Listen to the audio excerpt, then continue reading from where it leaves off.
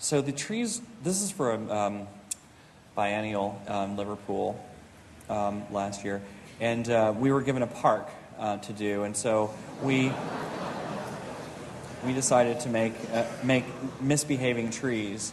They're on turntables, and there's a grove of 16 of them, and 3 of them are on the turntables, and they're sort of canted too. So, and there are a lot of pubs there, and you can imagine what happens when these guys get out of the pubs and they come in and they see these trees that are moving and wobbling. This also doesn't have to do with water, but I just couldn't resist showing it. Well, I guess the trees need water to live. So this does, in fact, have to do with water. This is the second to last project. I'm going to try to finish up quickly. We were invited to the Venice Biennale, I guess 2 years ago at this point, 2006 Biennale.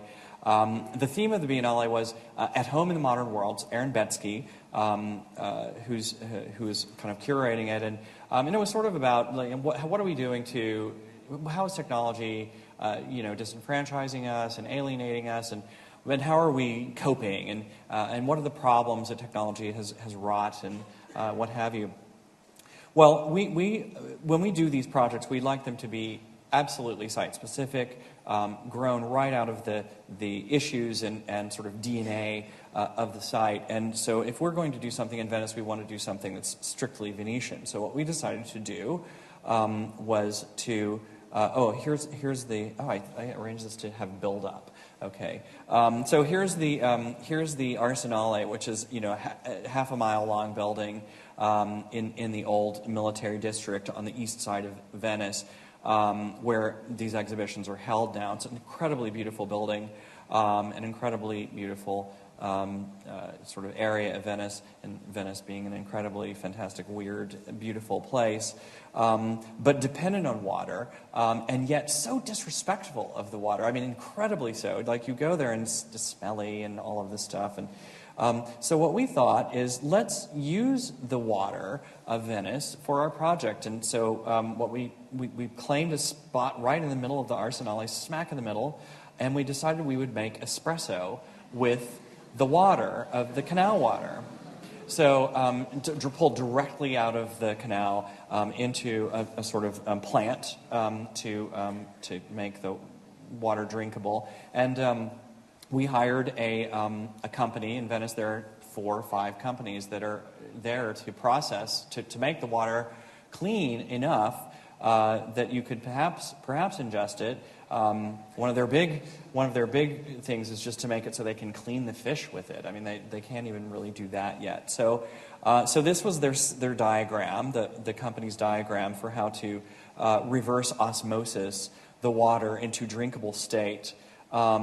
And here it was sort of theatricized slightly by us and placed in its location inside the Arsenale. And you can see the different grades of water as it starts to be filtered from left to right, and then simply channeling back down into the espresso machine. Here's the plan location, so that the hose right from the canal, and slightly washed out. But what's really shocking is, and this sort of plays into the sort of outcome of this project, we were given permission to suspend the espresso bar and all of its fixings and the plant and everything from these 500-year-old brick columns in the Arsenale. We were, no problem, as long as you clamp it and design it properly, it will be fine. Va bene, va bene. And I kept telling my partner, Rick, you're never going to get away with that. That's not going to happen. They let us do it. So we developed the scheme. We had the thing being manufactured.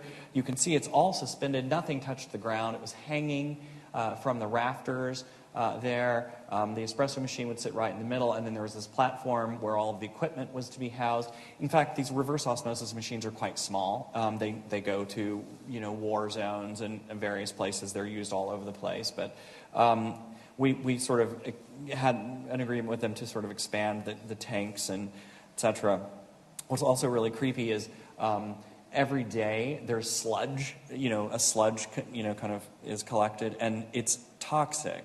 And so we were going to have, a guy in a hazmat suit walk the quarter mile from the end of the Arsenale, come to collect the toxic sludge that comes from the espresso that everybody had been drinking all day long to take it out.